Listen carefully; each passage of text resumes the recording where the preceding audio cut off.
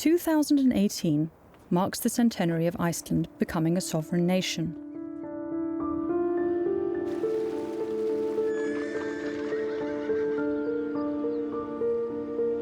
That was one of the most momentous events in Iceland's progress to independence from Danish rule, which culminated in the foundation of the Republic of Iceland in 1944.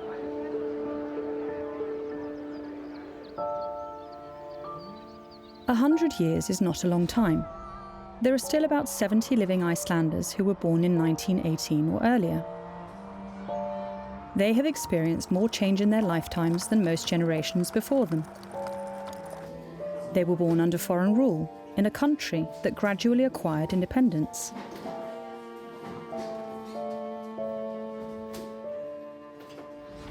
What does the word sovereignty mean? It means that Iceland became an independent nation under international law.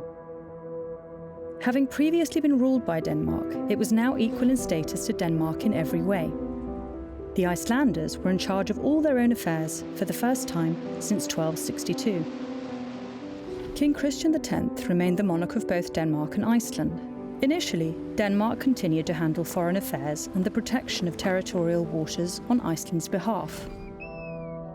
After Iceland was settled around 870 AD, it was an independent country for 4 centuries, but it became a dominion of the King of Norway after civil strife in the 13th century.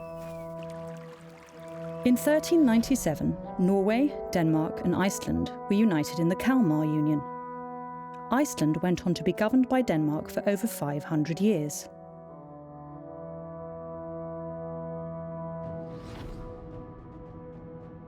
"29 kings and 1 queen reigned over Iceland during its period under foreign rule. In the 19th century, Icelanders began to campaign for self-determination under the leadership of students and scholars in Copenhagen. Nationalism was rising all over Europe. Many groups who shared a language and culture united to form nation-states. Icelanders observed these developments, not least the scholar Jón Sigurðsson. He became the architect and leader of Iceland's campaign for self-determination and its own constitution. In 1874, on the millennium of the settlement of Iceland, King Christian IX visited Iceland and presented the Icelanders with their first constitution. Under the constitution, Icelanders were granted increased rights, but they remained subject to the Danish government until 1904, when Iceland gained home rule, with its own government minister based in Iceland. Executive powers were thus transferred to Iceland. Home rule led to a period of rapid expansion and development in fisheries, agriculture, and other fields. Though not directly involved in the First World War in 1914 to 18, Iceland was affected by shortages arising from the shipping blockade in Europe.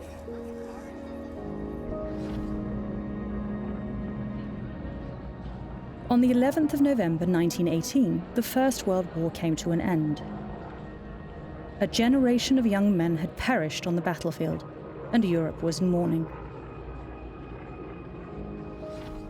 At the end of the war, the balance of power in Europe had changed, and many nations demanded independence. Iceland was one of them. During the war, Iceland had been largely cut off from Denmark, and the Icelanders felt confident that they could go it alone without the Danes. King Frederick VIII, who reigned over Denmark and Iceland from 1906 to 1912, looked kindly on the Icelanders and took a favourable view of their desire for greater self-determination. He was popular among the people of Iceland. King Christian X succeeded his father in 1912. He approved a proposal from the Danish Parliament to start negotiations with the Icelanders about the relationship between the 2 countries. In June 1918, 4 Danish parliamentarians visited Iceland to start the negotiations. The Alþingi elected 4 of its members to a negotiating committee. The committee held its meetings in Parliament House, where it drafted a bill from the Union Treaty. The bill did not meet with universal approval. Its provisions on the reciprocal rights of Danes and Icelanders were controversial. Under the bill, Danes retained unlimited rights to live in Iceland and run businesses there, and the same applied to Icelanders in Denmark. Both nations were permitted to fish in each other's territorial waters. Many Icelanders disapproved. The Union Treaty Bill was signed on the 18th of July 1918 and approved by the Alþingi on the 9th of September. Finally, it was submitted to a referendum. More than 90% voted in favour. In 1915, Icelandic women aged 40 and over acquired the right to vote. Feminist Bríet Bjarnhéðinsdóttir urged women to make use of their newly won rights. Let us now see this autumn that all we women want to be Icelanders too. Let us take a strong and determined part in the referendum along with the men.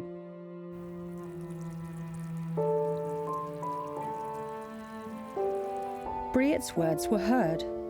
44% of the votes were cast by women in the referendum.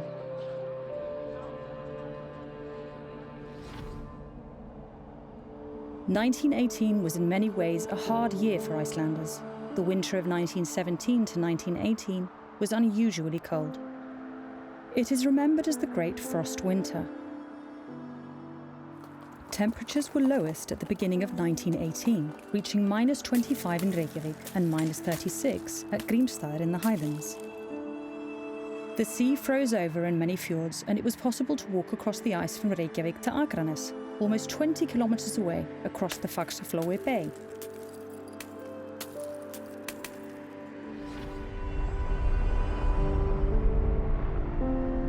In October, Mount Katla in South Iceland erupted. The eruption lasted 3 weeks, with earthquakes, heavy ashfall, and glacial flooding from the melting ice cap on top of the volcano.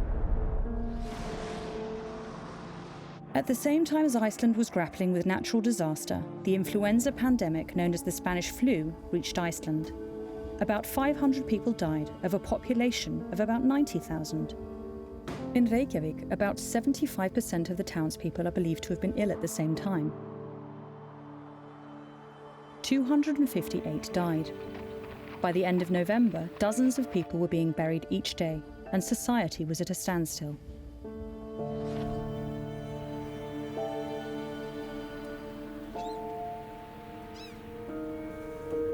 The 1st of December 1918, the date when Iceland became a sovereign nation, was a fine, bright winter's day. Celebrations were low-key due to the influenza epidemic. A wreath was laid on the grave of Jón Sigurðsson, leader of the Icelandic campaign for self-determination. A ceremony then took place at Government House, as well as a celebratory service in Reykjavik Cathedral.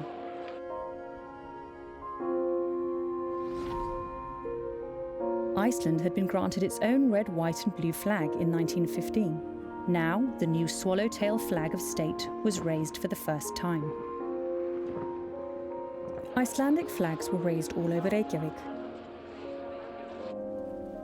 The Danish naval vessel Falk fired a 21-gun salute for the new nation.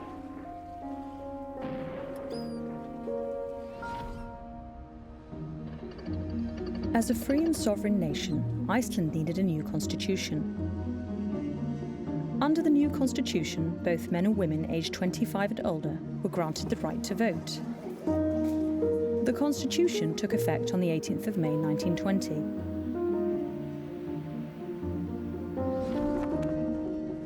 Under the Union Treaty, the Icelandic and Danish parliaments each had the right to decide whether they wanted the treaty to be reviewed. If there was no response to such a request, and if a new treaty was not agreed within 3 years, the treaty could be unilaterally terminated by either country. In 1940, Iceland requested a review of the treaty. By that time, the Second World War had broken out, and Denmark was under German occupation, so the Danes were powerless to respond.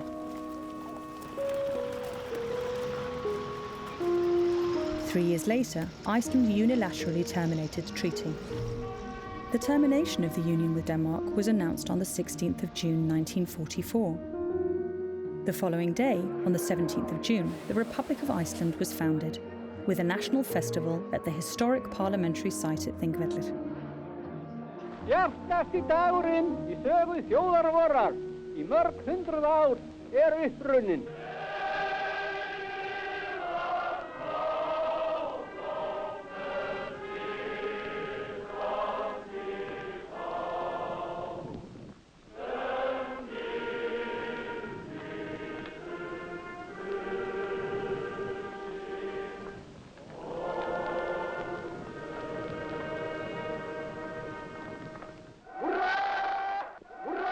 Sveinn Björnsson was elected the first president of Iceland with an official residence at Bessastaðir. Since then, 5 presidents have been elected by popular vote. Ásgeir Ásgeirsson, Kristján Eldjárn, Vigdís Finnbogadóttir, Ólafur Ragnar Grímsson, and the current president, Guðni Jóhannesson, who was elected in 2016. Til hamingju Íslendingar með aldarafmæli fullveldis.